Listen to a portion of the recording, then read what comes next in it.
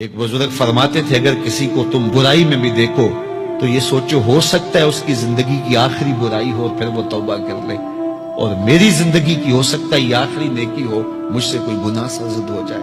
کتنے لوگ ہیں جو مرتبہ کمال پہ پہنچے لڑک گئے، بڑے بڑے لوگ تھے لیکن انجام ٹھیک نہیں ہوا۔ بلعم بن باورا کی مثال ہمارے سامنے موجود ہے۔ بنی اسرائیل کا مستجاب الدعوات ولی تھا، اور جب ہاتھ پھیلا کے منہ پہ ہاتھ پھیرتا تو ہاتھ بعد میں منہ پہ جاتے، قبولیت پہلے ہو جاتی۔ لیکن اسی کے بارے میں قرآن نے کہا نا، مثلہ کمثل الکلب، اس کی مثال کتے کی مثال ہے۔ زبان لٹک گئی تھی، زمین چاٹتا تھا، چونکہ اس کے ہاتھ نبی کے خلاف اٹھ گئے تھے۔ اس نے سمجھا تھا میں مستجاب الدعوات ہو گیا ہوں، اب جو چاہوں جس کے بارے چاہوں بد دعا کر دوں، لیکن بد دعا اپنے حق میں نکل گئی، زبان لٹک گئی۔ اس لیے میاں صاحب بولے، پڑھنے اتے مان کرینا نہ آکھی میں پڑھیا، او جبار کہار صداوے متا روڑ دیوے دودھ کڑیا۔ تو اس لیے ہر وقت ڈرتے رہو۔ ابھی ملیکہ کہتے ہیں میں نے 30 اصحاب رسول سے ملاقات کی ہے، 30 اصحاب رسول سے، تو میں نے ہر شخص کو فکر مند پایا ہے۔ وہ کہتے تھے ہمارا انجام ٹھیک ہو جائے، انجام ٹھیک ہو جائے۔ حضرت سیدنا ابو بکر صدیق رضی اللہ تعالیٰ عنہ، جن کے بارے میں میرے رسول کی زبان سے لفظ نکلے، ابو بکر فی الجنہ، ابو بکر جنتی ہے، لیکن وہ کہتے ہیں ایک چڑیا کو دیکھ کے شاخ پہ بیٹھی ہے، کہا واہ چڑیا کتنی موج ہے تجھے، ایک شاخ سے اڑتی ہے دوسری شاخ پہ بیٹھ جاتی ہے، اور قیامت کے دن تیرا حساب بھی نہیں ہوگا، پسے تو ہم ہیں جن کا حساب ہوگا۔ یہ وہ لوگ ہیں جن کی زندگی دیکھیے، ان الشیطان یفر من ذل عمر، عمر وہ ہے جس کے سائے سے شیطان بھی بھاگتا ہے، لیکن وہ کہتے ہیں کاش میں مٹی کا ڈھیلا ہوتا۔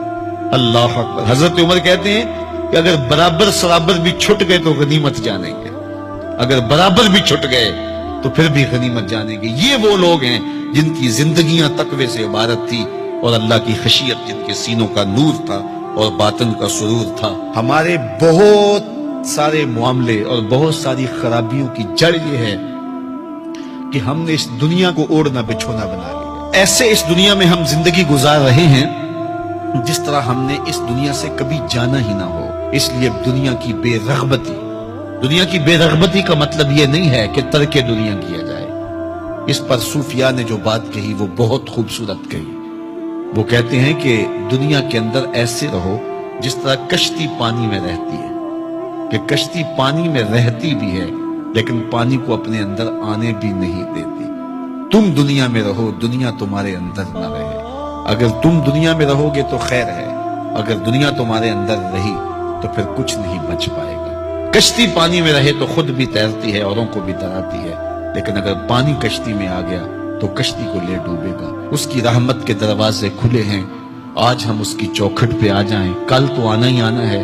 پھر جو کفن میں منہ چھپا چھپا کے آتے پھریں گے، کیا اچھا ہو کہ خود کھلے منہ سے اس کی رحمت کے دروازوں پہ آ جائیں۔ اس کی رحمتیں آواز دے رہی ہیں، یا ایھا الانسان، او بھاگنے والے انسان، او نسیان کے پتلے، او بھولے ہوئے، او بھٹکے ہوئے، راستہ چھوڑ کے جانے والے، مالک کی رحمت کی آغوش کو ترک کر دینے والے، آجا پلٹ کے، ما غرک بربک الکریم، آجا تیرا رب بڑا ہی کریم ہے۔ قبل اس سے وہ ماننے سے انکار کر دے، توبہ کا دروازہ بند ہو جائے، سورج مغرب سے طلوع ہو جائے، پھر بندہ ہاتھ کاٹے۔ کسی نے چیخ چیخ کے مجھے کہا تھا، کوئی رو رو کے ترلے منتیں کر کے مجھے کہتا تھا، میں اس کی بات کو نہ سنا، کاش کہ اس کی پکار کو سن لیا ہوتا، اس کی آواز پہ لبیک کہہ دیا ہوتا، اور میں اس کے ساتھ چل پڑتا، اور وہ مجھے انگلی تھام کر محمد عربی کی چوکھٹ پہ پہنچا دیتا، تو آج یہ رسوائیاں میرا مقدر نہ ہوتی۔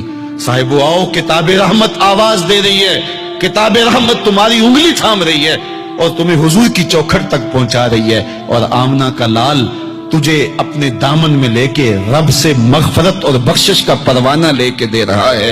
مجرم ہو تو منہ اشکوں سے دھوتے چلے آؤ، آؤ در تواب پہ روتے چلے آؤ، قرآن میں مذکور ہے بخشش کا طریقہ، سرکار کی دہلیز سے ہوتے چلے آؤ۔